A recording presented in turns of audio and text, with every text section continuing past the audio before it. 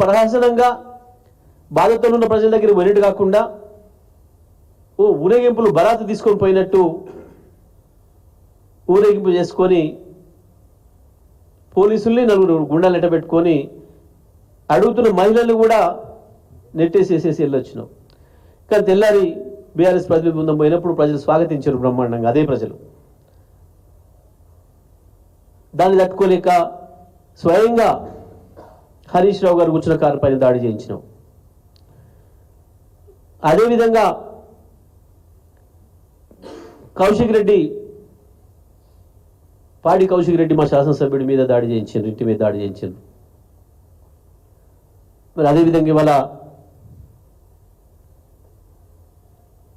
స్వయంగా కేటీఆర్ గారి కాన్వాయ్ పైన దాడి చేయించారు, కేటీఆర్ గారి కార్ పైన దాడి చేయించారు. ఇదంతా కూడా ఒక పథకం ప్రకారం మేము భయపెట్టించి రాజ్యం చేస్తామని ఒక పిచ్చి మూర్ఖత్వంతో చేస్తున్నాడు ముఖ్యమంత్రి. చేస్తున్నాడు. ఓకే, ముఖ్యమంత్రి మూర్ఖత్వం పరాకాష్ట ప్రజలందరికీ అర్థమైపోయింది. ముఖ్యమంత్రి గురించి ప్రజల మనసులో ఏముందో బహిరంగంగా చెప్తున్నారు. ఏ ముఖ్యమంత్రి పైన అయినా ఏ ప్రధానమంత్రి పైన అయినా ప్రజలకు అభిప్రాయాలు ఉండొచ్చు, కానీ ఏముందనే విషయాన్ని బహిరంగంగా చెప్తున్నారు. ప్రజలు అర్థమై ఉంటుంది. గత వారం రోజులుగా ముఖ్యమంత్రి గారికి ప్రజలు ఇస్తున్న ఆశీస్సులు, ప్రత్యేకించి నీ హైడ్రా కూల్చివేతలతోని, నీ 1,50,000 కోట్ల కుంభకోణం కొరకు చేస్తున్న కూల్చివేతలతోని ప్రజలు నీకు ఇస్తున్న ఆశీస్సులు ఏందో నీకు అర్థమవుతున్నాయి. కానీ వీటిని మాపైనే దాడి చేయడం ద్వారా, ప్రధాన ప్రతిపక్షం పైనే దాడి చేయడం ద్వారా ప్రజలను అంచేస్తాం, భయపెట్టిస్తామని చెప్పి ఒక మూర్ఖపు కలగంటున్నాడు. కానీ నేను అడుగుతా ఉన్న డీజీపీని, హైదరాబాద్ నగర కమిషనర్ని, మీరు నిజంగా మీరు అనుకుంటున్నట్టు మీరు సిన్సియర్ ఆఫీసర్సే అయితే ఇవాళ జరిగిన దాటిపైన ఎంక్వైరీ చేయించండి. దాంట్లో ఉన్న పోలీసులు ఎవరో, దీంట్లో పాత్ర వహించిన వాళ్ళు ఎవరో వాళ్ళని కూడా బయట పెట్టండి.